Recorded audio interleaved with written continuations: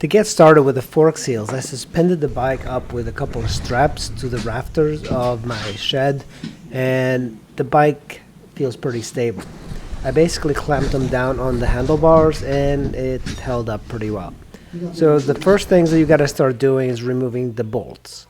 I removed the brake calipers, the bolts on the fork. These are, make sure you suspend the brake calipers on something so they just don't hang down.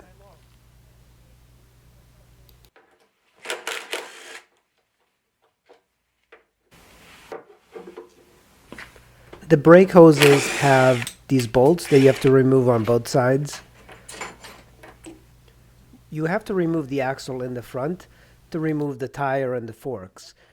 It is a pretty tight bolt, so use a hand wrench and just break it free, and then you can use an impact wrench to get it fully out. I suggest using somebody to help you because you have to drive the axle through and lift up on the wheel to remove the weight. Once that's off, the wheel will just pop out. I used a thin rod and a little hammer to kind of push the axle out because it was kind of pretty stuck and there was very limited lubrication on the axle.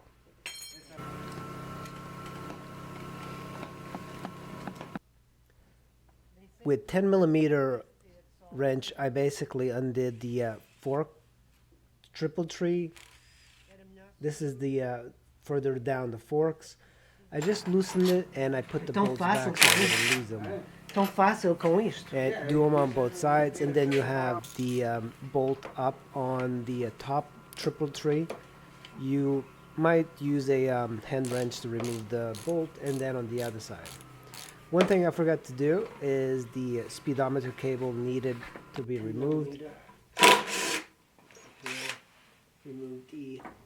After that is done, start pushing down on the fork and it should slide out. I had some stickers on the fork that made it very difficult to get through the triple tree. You see me struggling moving it left and right, but it does go down. And I used a screwdriver to pry the fork, the triple tree just a little bit. I just put it in between the little line and I just pushed it a little bit, and that really helped to separate the triple tree to let the forks down.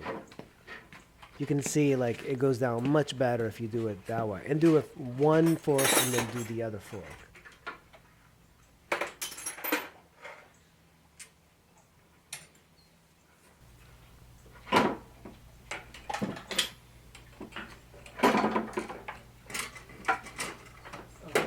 After you get the forks out and you inspect them, you have to pry up with a screwdriver the dust cap. You can inspect it to see if it's good, but I'm just going to replace these with All Balls fork seal kit. Now I'm going to remove the other one. You just take a thin screwdriver. Try not to damage the fork seal, but since I know I'm going to use a brand new one, I'm not too worried about, damaging it. I just don't want to damage the fork itself.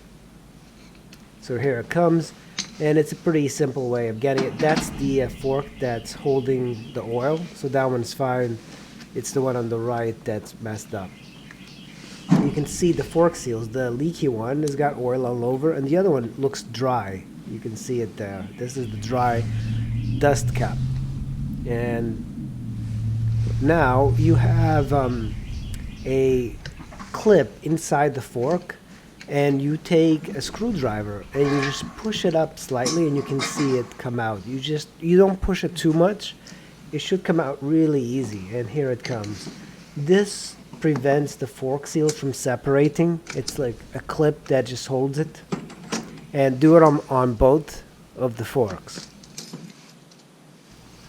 The following step should have been done when the forks were still on the bike, but I didn't, so I had to put it in a vice clamp, and I used the tool to unscrew this. It's a 10mm, I believe, hex bolt.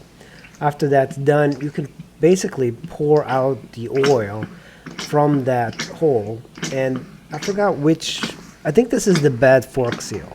The one, and it seems like water has gotten in there, and I'm pumping the water out. If you keep doing this and you push it up as if you're about to separate the fork, the top and the bottom, that's what you want. You just want to push it as it's coming out, and there we go. And that's what you have to do. And this is the other fork. I'm going to do the exact same thing. Notice how different the oil is. You can see there's a really big difference in the oil. So this is what happens when you have a bad fork seal. You can see that water has gotten into one fork.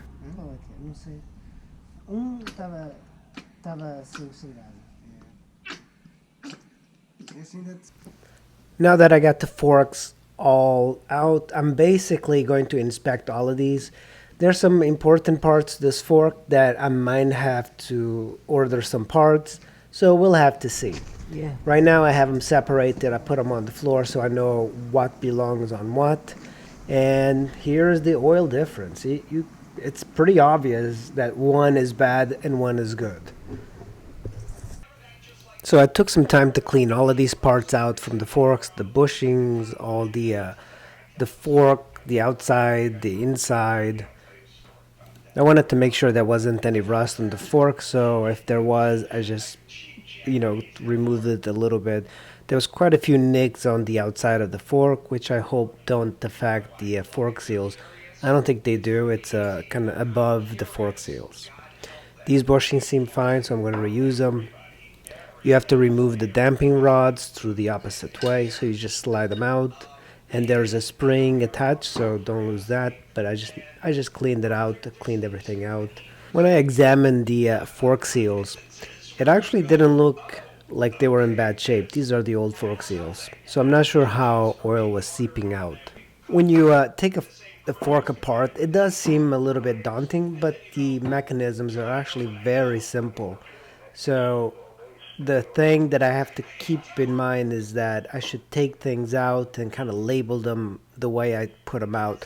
For me, it helped to have this video because I refer to it as I'm doing things. On the internet, I found a very good way of, bashing in the fork seals. I just took some tape. It helps to have the blue painter's tape and use that. But I used this one, and then I put the seal, and I just gave it a good slam, and it did go down pretty well. You just have to make sure that you put plenty of tape. It does seem like a waste of tape, but I don't do fork seals very often, so this seems to be fine. The one thing I don't show here is putting in the clip that holds the fork seal in place. First, put that in, and then you put the dust cap on top of that. The dust cap was actually difficult to put in, but it does go in. Remember to also put in some grease in the fork seals. I didn't have to measure the weight of the oil. I got just one of these bottles, and I put the 150 millimeter mark on the steel rod, and I used that as reference.